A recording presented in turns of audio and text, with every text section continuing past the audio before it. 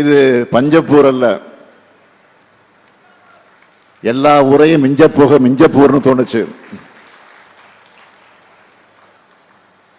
ஒரே நேரத்தில்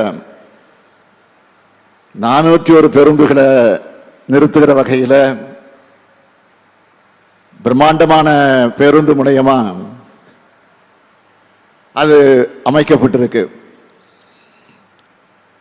பசுமை சூழ்ந்ததா இருக்கு. பார்க்கிங் வசதி, air condition, AC rooms, lift, escalator,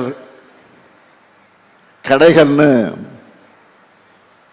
ஒரு விமான நிலையத்துக்கு இணையான வசதிகளுடன் அந்த பேருந்து முனையத்தை உங்களுக்காக நாங்கள் அமைச்சிருக்கிறோம். தமிழ்நாட்டோட இதய பகுதியாக விளங்குகிற இந்த திருச்சிக்கு